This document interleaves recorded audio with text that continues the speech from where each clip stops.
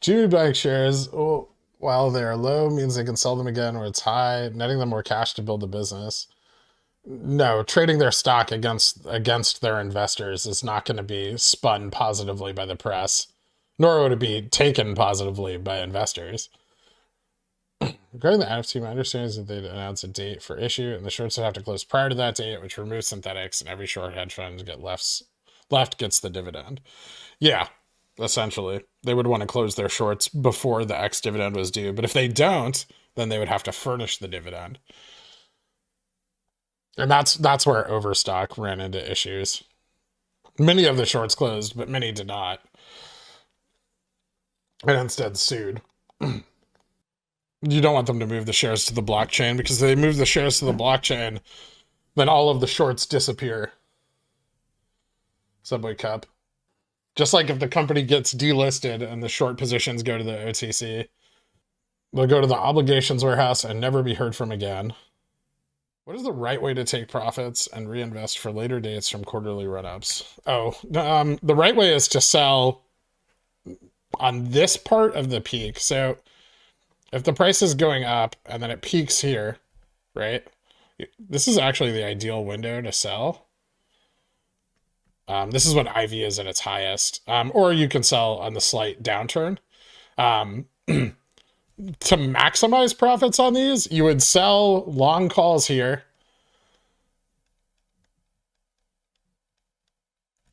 Sell CCs here. Buy puts here. And then ride those down, where here you would then sell CSPs. Getting capital to buy long calls while it's bottoming out, which you would then wait for the ride back up.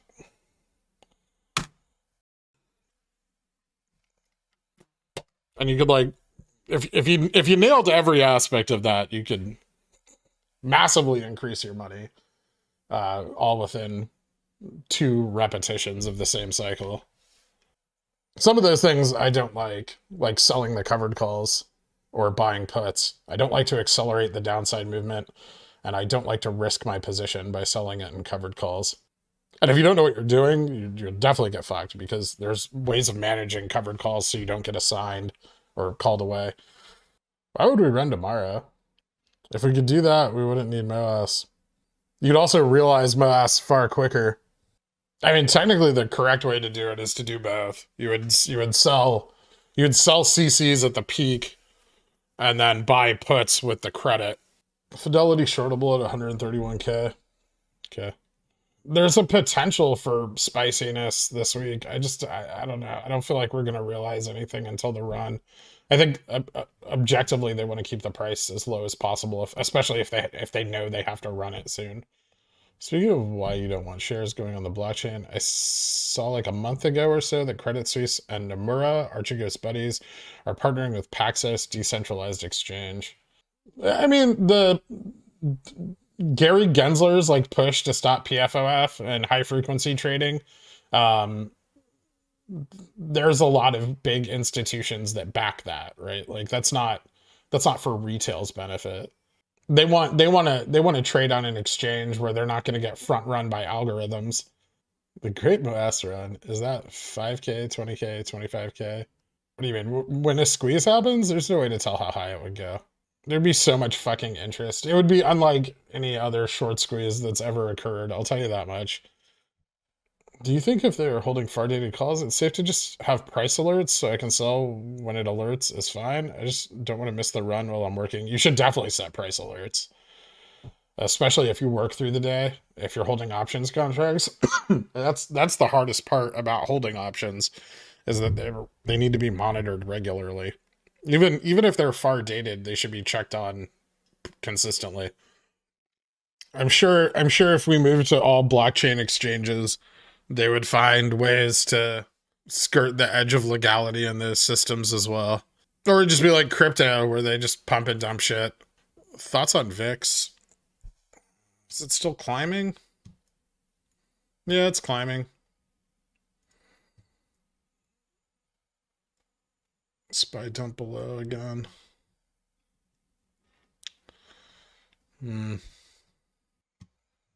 Maybe see a market crash soon. It's starting to look more and more like one. It's not regaining its highs. You might be looking at the wrong date range, titty titty bang bang. You need to make sure at the top it says today and not like 5 days or this month. 1269 sign got beefed. We went up on 1269 a little bit. Is SPY being seller boxed? No. Seller boxing is a technique that works on a stock that's trading at like less than a penny. It's completely irrelevant to anything going on right now. You can't DRS an ETF. Do you see this February being last year's January with all the FTDs, OPEX, future rollover options, possible catalyst from GameStop coming up? It could be.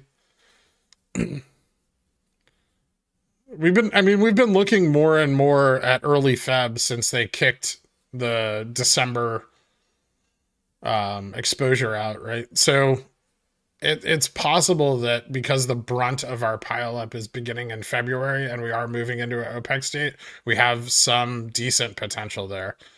I did not want to hit the beginning of Feb trading at $100, but we'll see how it plays out. So if we're CEO of Jimmy, you're saying you wouldn't buy back shares right now? I mean, I would. Also, if I was Ryan Cohen, I would buy more shares or buy options for the remainder of my shareholding now. But who knows if that's what's going on. Can you explain why sometimes pre-market indicates following price movement upwards in trading hours, like yesterday where we went up $6 in pre-market? That means they've started to cover in pre-market. Generally, pre-market runs are usually followed by intraday runs on GameStop. I noticed you buy Jimmy Weeklies at market open. Is that based on your FTD cycle thesis? It was based on the fact that we crossed the DN in the pre-market.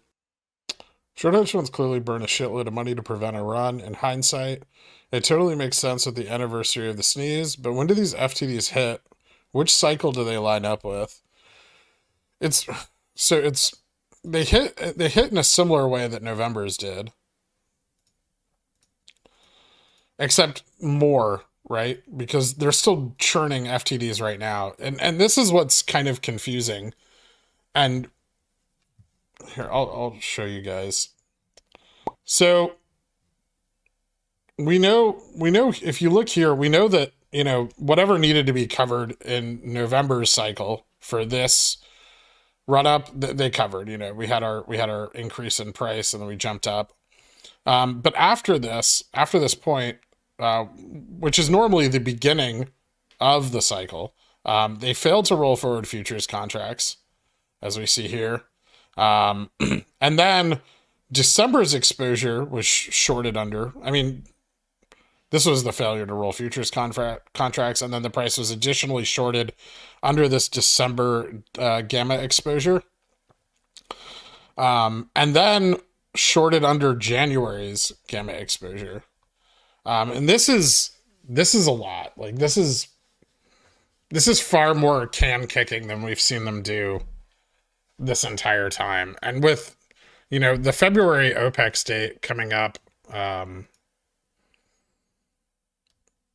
out here, and there it is.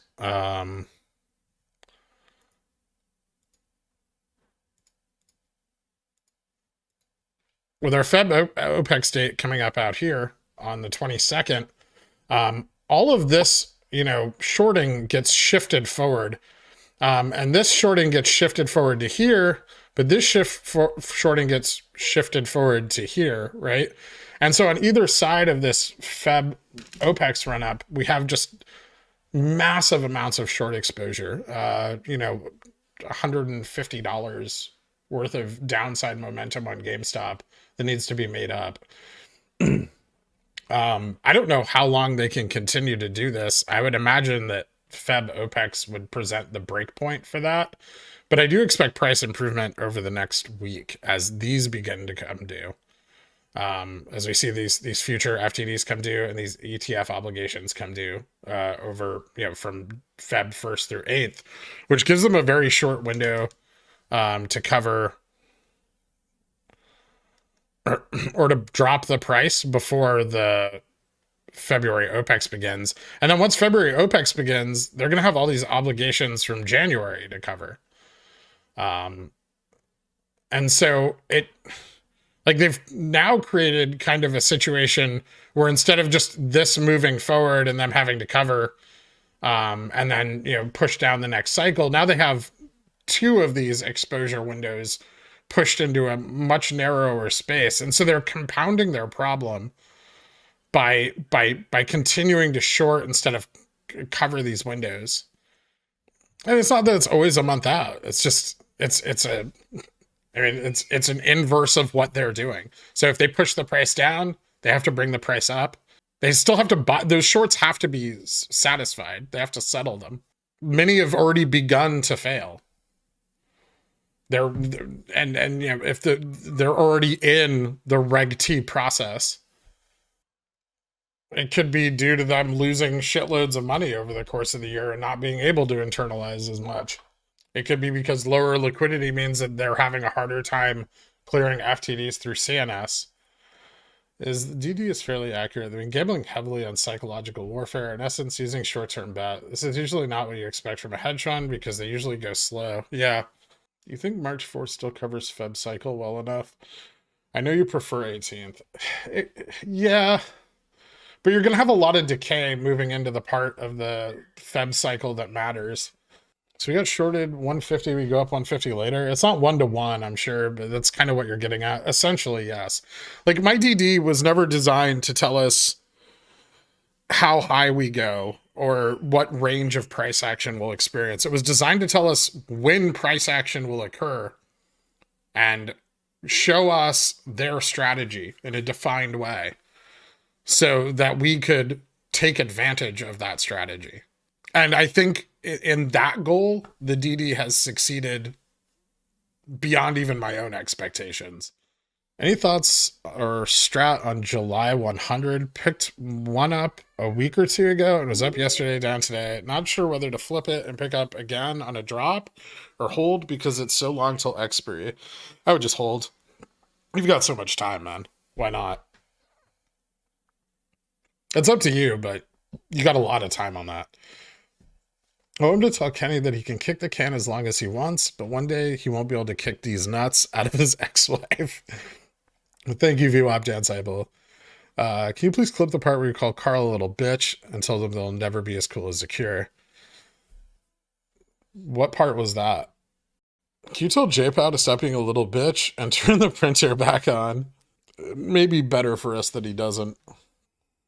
I didn't say those things about Carl. That would just be mean. I don't want to hurt Carl. He's very sensitive. It's so surprising Citadel is willing to fall on the sword for the likes of Melvin. I don't think they are. I think they were willing to bail Melvin out to keep themselves from getting destroyed. Has this overlap to this extent ever happened previously in the cycles? I mean, it didn't happen last January. They cleared out their compounding problems far earlier instead of continuing to compound them.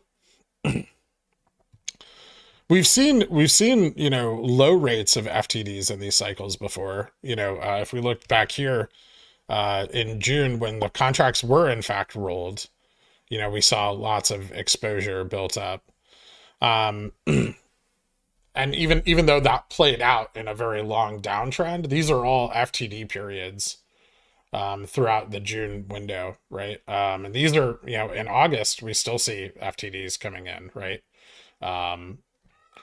So they do have an effect on price, but to continue to compress these breakouts and push them all into a narrower window increases the volatility of those breakouts, right? So by taking all of these failures in a window and pushing them all into one date, or one much smaller window, you're amplifying the effect of them, essentially. And if the goal is to buy time, maybe they thought retail wouldn't roll. Retail doesn't roll its options. Retail doesn't buy long dated calls. This is a shift in our strategy that they couldn't have foreseen. And, you know, everyone's like, oh, the price has been going down since DRS picked up. And that's not what it is. It's that people have been buying options and they have been trying to dodge that exposure ever since. But they've bought them so far out that they can't. And so they continue to try to compress the price to the downside. But by doing that, the snap back to equilibrium becomes stronger and stronger. I'm trying to use kindergarten level of physics to understand a complex system, but it does essentially work that way. We're getting long laddered again. Mods need to start banning bitter shills who don't bring constructive criticism, but only oversimplified statements and bitter FUD. I've thought about that. Sometimes I try to give them a chance to actually bring something constructive to the conversation. If they prove over and over again that they have zero constructive things to say, then I usually will ban them. The Discord is a little harder because I can't monitor it all the time. But I trust that, you know, Han and Biter and Zakir are all on top of that. If you guys see things that you think are suspicious in the Discord, always feel free to reach out to the moderators or myself and let us know, and we can check the situation out. You guys should be immune to that bullshit by now. Like having shills and FUD in here is good. It steals you to the bullshit, right? If you can withstand 9 months of people pissing in your face, then, you know, you can probably hold a lot fucking longer, huh? K-Gogs, thank you so much for becoming a Cornishon, man. I appreciate it. Hit me up on the Discord. Nothing, no, just thank you. Sorry. Cornishon.